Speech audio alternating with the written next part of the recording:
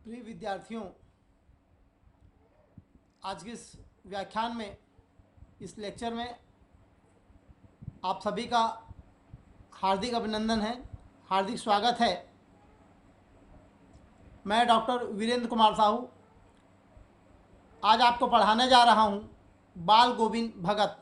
जी हाँ, बाल गोविंद भगत नाम इस पाठ के, इस लेख के रचनाकार हैं रामवृक्ष बेनीपुरी जी। वस्तुतः बाल गोविंद भगत नामक यह आलेख एक रेखा चित्र है। गद्य की कई विधाएं होती हैं, जिस प्रकार निबंध, नाटक, कहानी, एकांकी, उपन्यास, उसमें एक रेखा चित्र भी शामिल है। तो ये रेखा चित्र जो है आज आपके समक्ष मैं प्रस्तुत करूंगा। पाठ में जाने के पहले संक्षिप्त में रामवृक्ष बेनीपुरी जी का जीवन परिचय बताना चाहूँगा, जो कि इस पाठ के लेखक हैं। रामवृक्ष बेनीपुरी जी का नाम हिंदी के गद्यकारों में, हिंदी के निबंधकारों में बड़े सम्मानजनक ढंग से लिया जाता है। उनका बड़ा मान सम्मान है हिंदी साहित्य जगत में।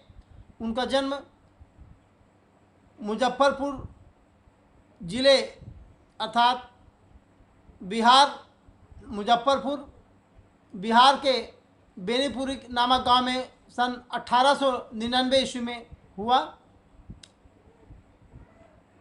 बचपन में ही बेनीपुरी जी के माता पिता का देहांत हो गया था और कई कठिनाइयों और कई संघर्षों का सामना करते हुए उन्होंने 10वीं कक्षा तक की परीक्षा पास की और सन 1920 ईस्वी में वे गांधी जी द्वारा चलाए जा रहे असहयोग आंदोलन में कूद पड़े, अर्थात देश की आज़ादी के आंदोलन में शामिल हो गए। और स्वतंत्रता संग्राम के उन दिनों में कई बार उनको जेल जाना पड़ा और उन्होंने अपनी आजीविका के लिए पत्रकारिता को चुना और साथ ही साथ साहित्य लेखन को अपनाया और सन 1968 में उनका स्वर्गवास हो गया। विद्यार्थियों बताना चाहूँगा कि रामवृक्ष बेनीपुरी जी की कई प्रसिद्ध उनकी रचनाएं हैं। जैसे कि हम देखते हैं कि माटी की मूर्तें, ये रेखा चित्र हैं ये भी, और एक निबंध है गेहूं और गुलाब। फिर एक उनकी एक यात्रा वृत्तांत भी है, पैरों में पंख बांधकर, ये यात्रा वृत्तांत है। और एक संस्मरण है जंजीरें और दीवारें। एक उनकी प्रसिद्ध उपन्यास है जिसका नाम है पतितों के देश में। फिर एक उनकी कहानी चिता के फूल, और दो नाटक हैं उनके, नेत्रदान और अम्ब पाली। तो इस प्रकार से उनकी जो प्रकाशित पुस्तकों कई लगभग काफ़ी हैं, पर्याप्त मात्रा है हिंदी साहित्य में। उनकी खास जो साहित्यिक विशेषताएं रही हैं उनके मैं एक बताना चाहता हूं। और मैं साथ ही साथ आपको ये बताना चाहता हूं कि उन्होंने कई पत्र पत्रिकाओं का संपादन किया है, जैसे तरुण भारत, किसान मित्र, बालक, फिर है युवक योगी, जनता, जनवाणी और नई धारा। कई पत्र पत्रिकाओं के उन्होंने संपादन किया है। ये दैनिक, साप्ताहिक, मासिक पत्र पत्रिकाएं हैं। और वास्तव में गद्य की विविध विधाओं में लेखन की उनकी जो कला को व्यापक प्रतिष्ठा मिली, कई व्यापक सम्मान मिला। बेनीपुरी जी की रचनाओं को बेनीपुरी रचनावली के नाम से 8 खंडों में प्रकाशित है। जैसे मैंने अभी कई रचनाओं के आप सामने एक नाम लिया, उनकी एक साहित्यिक विशेषताओं पर अगर मैं आपको बताऊं तो बेनीपुरी जी के निबंधों में विचार, कल्पना, भावना का अद्भुत संगम दिखाई पड़ता है। उनकी वास्तव में विचारधारा एकदम स्पष्ट है। वे अपनी बात को पाठक हृदय तक पहुंचाने के लिए विभिन्न उदाहरणों और भावुक प्रसंगों, सूक्तिपरक वाक्यों का सहारा लेते हैं। उनकी रचनाओं में देश, समाज और राष्ट्र के विकास की तीव्र ललक दिखलाई पड़ती है। ये एक ऐसे रचनाकार हैं जो युवकों को त्याग, बलिदान, कर्म की प्रेरणा देते हैं। और वास्तव में बाल गोविंद भगत नामक इस पाठ में, इस निबंध में उन्होंने सुंदर ढंग से जीने की कला सिखलाने का एक बड़ा सार्थक प्रयास किया है।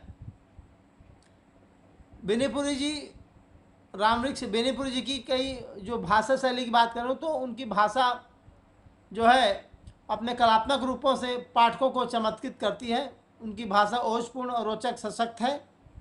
छोटे छोटे वाक्य हैं, चुटीले विचार, अल्प विरामों की निरंतर श्रृंखला आदि से उसके निबंध में प्रवाह गुण आ जाता है। और वे संस्कृत तत्सम और तद्भव शब्दों का मिला जुला प्रयोग करते हैं।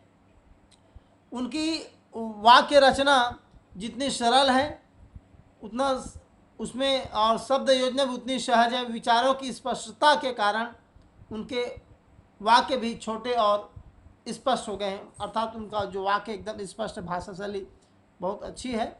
ये इस प्रकार संक्षिप्त में हमने राम वृक्ष बेनीपुरी जी का जीवन परिचय देखा। विद्यार्थियों, अब आपके समक्ष मैं इस बाल गोविंद भगत नामक पाठ का एक मुख्य कहना चाहिए कि समरी अर्थात सारांश प्रस्तुत करने जा रहा हूँ। तो आप लोग बिल्कुल ध्यान से सुनिएगा। क्या होता है कि एक बाल गोविंद भगत कौन है, इसमें हम देखते हैं कि इस पूरे एक निबंध में, इस पूरे एक रेखा चित्र में बाल गोविंद भगत एक प्रमुख पात्र है, जो कि एक कबीरपंथी हैं।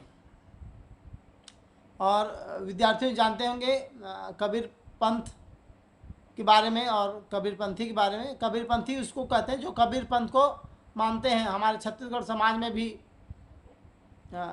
कबीर पंथ लोग हैं, उसके विचारधारा को मानने वाले लोग हैं।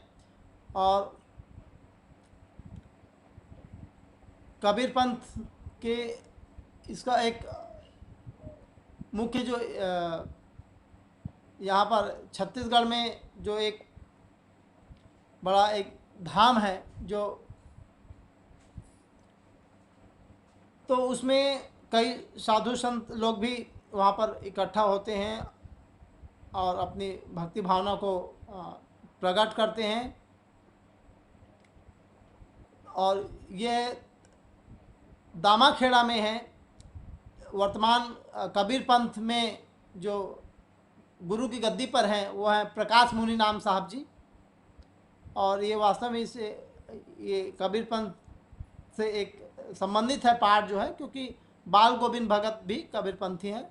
और दामाखेड़ा जो प्रमुख धार्मिक स्थल है कबीरपंथियों का, और प्रकाश मुनि नाम साहब उस अभी गुरु हैं, गुरु गद्दी पर हैं।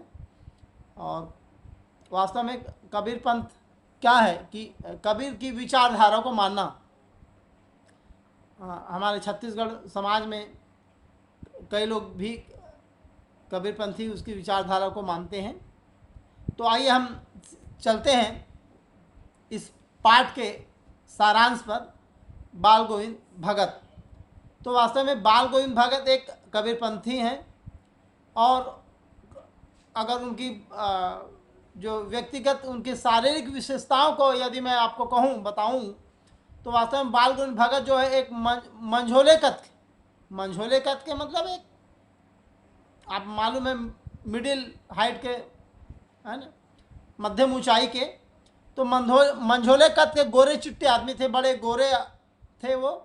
चेहरे पर चमकती सफ़ेद दाढ़ी थी, चेहरे उनके अक्सर सफ़ेद दाढ़ी हुआ करती थी। और कपड़े बहुत कम पहनते थे। बस ये होता था कि कमर में एक लंगोटी मात्र होती थी और सिर में कबीरपंथियों की सी कनपटी टोपी हुआ करती थी। और जाड़े के दिन में, ठंड के दिनों में काली कंबली अर्थात काले कंबल ओढ़े रहते थे। और क्या होता था कि माथे पर उनके एक हमेशा रामानंदी चंदन जो है सुशोभित रहता था। रामानंदी चंदन जो है सुशोभित रहता था। जो ऐसा इनका जो चंदन है, एक नाक के छोर से, एक नाक के एक छोर से ही औरतों की टिकी की तरह बड़ा शुरू होता था। और गले में तुलसी की जड़ों की एक बेडौल माला बंधे रहता था। ये उनकी एक शारीरिक व्यक्तिगत एक उनकी विशेषता है। और तो इस प्रकार से एक जैसे जैसे देखने में लगे कि कोई साधु संत हैं, वो इस प्रकार से उनकी भाव भंगिमा थी, विशेषता थी, पर वास्तव में वो गृहस्थ थे, घर परिवार वाले थे, पत्नी थी, पत्नी बच्चे, इस प्रकार। तो लेखक ने जब यहाँ बात किया है रामवृक्ष बेनीपुरी जी ने, तो वो बताते हैं इस पाठ में कि वो उनकी पत्नी को तो कभी नहीं देखे, लेखक रामवृक्ष बेनीपुरी जी बाल गोविंद भगत के पत्नी को कभी नहीं देखे, बल्कि उनके पुत्र और पतोहू को देखा था। पतोहू माने पुत्र की पत्नी, अर्थात पुत्रवधू, अर्थात बहू जिसे आप कहते हैं, तद्भव शब्द बहू और तत्सम शब्द वधू। तो लेखक ने उनके पुत्र और पतोहू को, अर्थात उनकी पुत्रवधू को देखा था, और उनके पास बाल गोविंद भगत के पास थोड़ी बहुत खेती और मकान भी थे। वास्तव में बाल गोविंद भगत खेती बाड़ी करते हुए अपने जीवन चलाते थे, और खेती बाड़ी करते हुए भी ये साधु थे, और वे साहब को मानते थे, अर्थात कबीर को मानते थे, और कबीर को साहब कहते थे। कबीर साहब, हमारे छत्तीसगढ़ समाज में कबीर पंथी लोग कबीर साहब कहते हैं। और कभी वो झूठा व्यवहार नहीं करते थे, कभी झूठ नहीं बोलते थे, सदा सत्य बोलते थे, सदा साफ बोलते थे, मन में कोई मैल, किसी ईर्ष्या द्वेष नहीं रहता था, किसी कोई चीज़ वो नहीं लेते थे, और हर चीज़ साहब की थी, अर्थात हर चीज़ अपने वो कबीर साहब को मानते थे। और वहाँ जो आश्रम था नज़दीक में, कबीर आश्रम, वहाँ उन चीज़ों को पहले समर्पित करते थे, तो बाद में फिर उसका उपयोग करते थे। इसलिए वो जैसे ही वो खेती भी करते थे, खेती बाड़ी करते, खेत की फसल पहले कबीर मठ में ले जाते थे, कबीर आश्रम में ले जाते थे, और वहाँ से ले जाने के बाद प्रसाद रूप में जो उनको मिलता था, वो उसको घर लाकर फिर उसका वो गुजारा करते थे। उसका वो फिर वहाँ जो मिले प्रसाद के रूप में फिर उससे फिर अपने जीवन यापन करते थे। माने पहले अपने साहब को वो समर्पित करते थे, और फिर प्रसाद के रूप में जब मिलता था, फिर उसको वो अपने भोजन के रूप में जीविका चलाने के लिए उसको इस्तेमाल करते थे, अपने पेट भरने के लिए। तो इस प्रकार से वहाँ से प्रसाद लाकर वो अपना घर गुजारा करते।